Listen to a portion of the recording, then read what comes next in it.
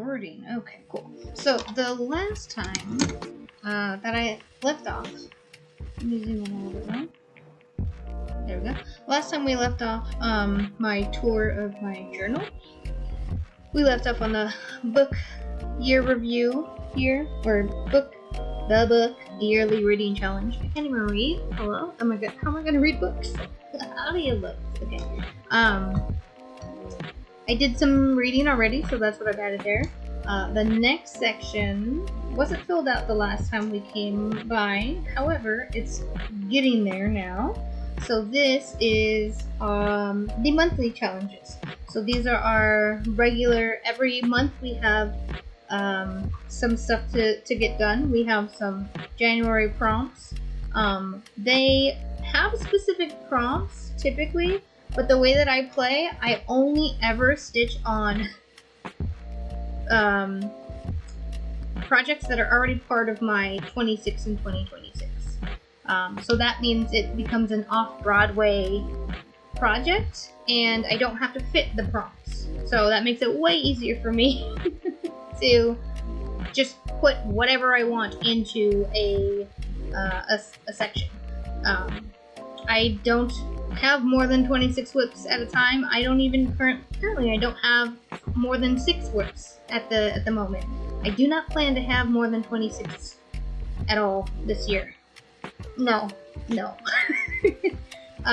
So I might as well just put all of my projects as a 26 and 2026, and then I can work on those. So 2026 stitches over there, and then once that is completed off of that list, it automatically gets moved into being able to be stitched on for the monthly challenges and the roll of a lifetime, because those two can double dip. So as always, I have to do a little reminder what can be double dipped with this. So this says roll of a lifetime can be double dipped with the monthly challenge. Cannot double dip with the 26, and cannot double dip with weeklies. So I have this reminder just in case I forget. Right here I plan to do like a little progress tracker, so I will keep track of just at a glance. I would like it to be much easier to see all my progress in one page. So I'll just put, how many prompts I finished, how many there were total, that sort of thing at a glance. And then over here, I've just went ahead and set up this 2-page spread. January prompts all the way across both of these pages. Like I said, number 1 is a specific prompt. It says like something, I'm just pulling this out of my butt. It says like, stitch on something that reminds you of, I don't know, the jungle, or so. It's just some prompts, but they usually have something to do with the musicals. But I don't have to follow the prompts because all the projects I'm working on are a project from 26 in 2026, which makes it off-Broadway, which means it bypasses the prompts. So I have just written down how many stitches need to be done and how many points I get. So I will pull, whatever project I want to work on. If I'm feeling really good in a mood with one project, I'll say, hey, you know what? I plan on doing 1,000 stitches on this. I'll just go ahead and clock it in right here and make my progress. And then on the bottom, I have tasks available, what the total tasks are available, the tasks completed once the month is over, points available, the total points available to get, and how many points I did complete. And I believe, and also this month we're having a special, not this month, this year, there's an extra monthly point. You get 50 points if you go to a live performance. So that's fun. That's a new one. So all this information here, well, not all of it, but the task completed and the points completed, those 2 numbers will be transferred over here into the main section at a glance. I've went ahead and added this like little extra in here just so I know at a glance what I can work on for the roll of a lifetime in the monthly. So this means that this project is the only project I have right now that has already fulfilled the 2026 stitches. so it can now be moved over to be used in the Rule of a Lifetime or the monthly. That's a little helpful thing for me. And then I have it just like sticking out just a little bit so I can have access to it right away. Okay, so that is the monthly section. So the next section, I got a lot of pages here because sometimes the monthlies will like have special stuff attached to it. So it won't be just the basic, you know, prompts. Like last year we did a scavenger hunt and we did like the March Madness. So monthlies can get a little bit different, so I added extra pages just in case. The next section is our monthly watch. So I went ahead and put down all the months. So this will be my at a glance page. Again, it'll show how many I completed, how many there were total, and how many points I earned for the month. So that'll be my at a glance annual thing here. And then this is where I will keep track of, this is January's page. So I'm just in order of when I watch them. The number 10 movie to watch or musical to watch is Bedknobs and Broomsticks. And I watched it on January 3rd on Disney Plus with my partner, and I got 4 points. So I'm just going to do that all down the page. And instead of just setting it up with all of the musicals to watch and then filling in the information when I watch them, because there were not enough lines on this page, if I don't get to all of them, then at the bottom, I'll list the musicals I didn't complete. So just like on this bottom line or whatever. If I end up watching all of them, then I'll just put an extra spot up here or something. But I had a feeling due to access issues that I might not get to every single, all 12 in a month. So that's the reason why I did it that way. So I didn't scrunch when I didn't need to. So that's going to be, I set enough pages for all the months for the monthly watch. I do plan on watching as much as possible because this is musicals and I want to see all the musicals, obviously. Okay, so this is my weekly Stitch spread. Kind of light on the decorations, I just put X's there. And for this is the spread that I'm keeping track of for the whole year. So this spread has just the first week, because I've only done the first week, so it shows how many I did, how many there were possible to do, and how many points I got. So that's my plan, is to do that with these 2 pages here. It also shows if for some reason because usually I will do the 200 stitches. So you have 6 prompts to do in a week, and you can do the lead roll version, which is 200 stitches for each prompt, which gets you 4 points. But if I'm having like a rough week or I'm barely catching up and I want to get some points in, I could potentially do just 50 stitches for each prompt and get 1 point. So I typically just do the 200. And then that means that here's my weekly view. This is what the weeklies will look like. So I have the date, the level that I am participating in, so 200 stitches per prompt. This is the password. There's always a password for the weeklies, just to make sure that I'm not sure why, actually. To make sure you're not doing them ahead, I think. I don't know. That makes sense. Because if I did like 2,000 stitches in 1 week and I tried to put them over here, I can't because I don't have the password yet. So that's the reason for the passwords. So I did the first one, and again, these are these prompts? I think these are prompts, but I just use my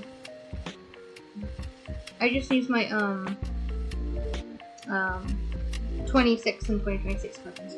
So prompt 1 I did on January 5th, and I already know I did 200 stitches because I'm doing this whole thing 200 stitches. And there's my total, and that got taken over here to my year at a glance, basically. Okay, and then I think, is that the last one? Yeah, I think that's the last one. So then at the very back of the book, I went ahead and added some pages. These are just filler pages, and I have, this is my, what are we calling it? Like the master list? I forgot what the name of it is, but this is basically where I keep track of all the stitches that I do in a day. So January 1st, I put in 77 stitches. I don't need to know what project I worked on, but it went towards the 2026 project. So basically what I can do is go over here in 2026 and see on January 1st what project had 77 stitches, and that's this one. So this is just like my big keep track of everything. I know where everything went, and this helps me to know if I, with 2026, I can double up with weekly, so I make sure this goes in both places. Weeklies hadn't started yet up here, so. And then over here, January 8th, I worked on 2 different projects, so I split it up. 203 stitches on one project, and then I moved to another project and did 202. So I broke it up that way. So yeah, that is my fandom musical year of musicals. Oh, I forgot to show you one thing that's super cool. Okay, so back to the monthly watch. Ooh, monthly watch. Wait, actually, where is the monthly watch? Uh-oh. Is it this one? Oh, that's weekly stitch. Wait, monthly stitch. Oh my god. Okay, monthly watch, right? So, we actually have a list of the movies that we're going to be watching in a month. We get it released like at the beginning of the month, or maybe the just before the month starts, so we can like plan for it. So I know all the movies we're supposed to be watching this month, and I could binge them all in the first week if I wanted to. But I decided what I wanted to do to get some like color and stuff in here and do like a little reward thing is when I finish watching a movie, on the inside cover, I'm going to add stickers. So I got some stickers of just a pack of stickers for musicals, and obviously I don't have all the stickers, but as I watch the movie, if I have a sticker, I will put it in the book. So you can see that's already taken up quite a lot of space because they're kind of big. So I'm not sure if I'm then going to just like stack on top of them, or if I'm just going to stop once it's full. I may even do the back cover since it's got, the price tag and stuff on it. I'm not positive, but that's where I am now, and I really like doing that because I'm like, ooh, I have a sticker for that one, so I can put it on my book. So that is my fandom journal tour. If you have any questions or suggestions or anything like that, go ahead and let me know in the comments.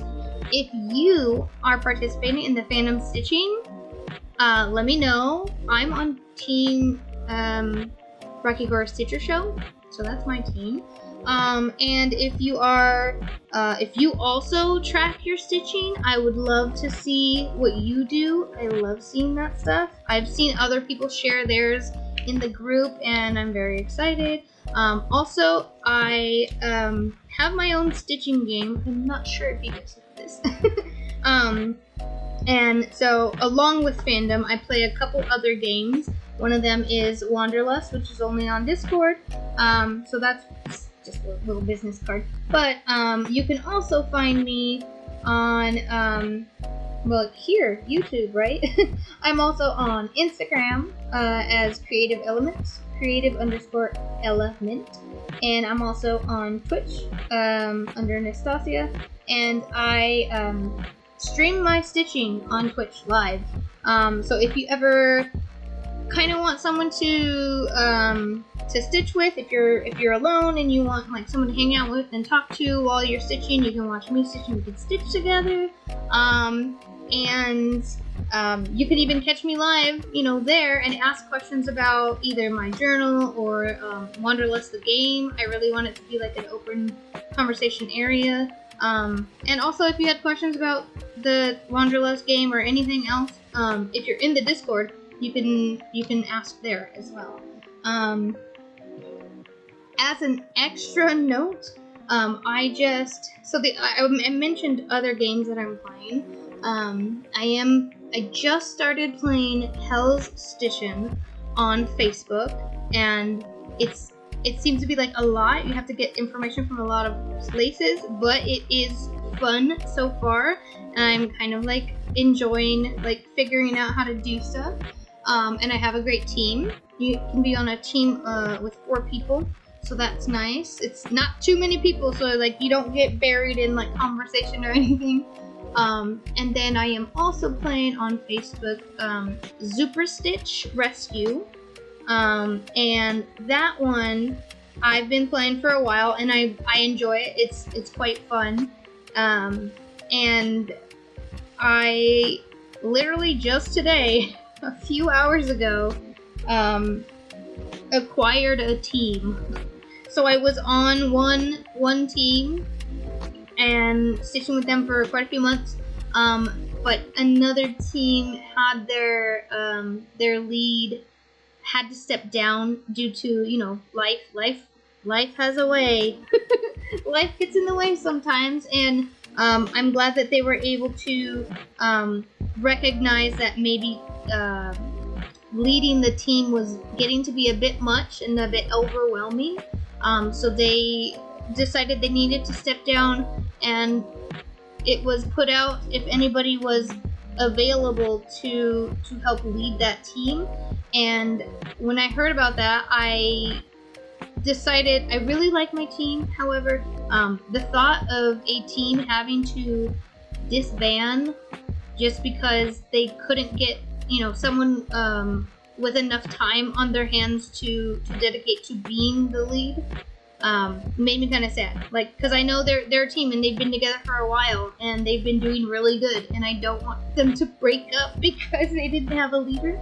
So I'm gonna try my hardest to be the leader. I even put in my journal.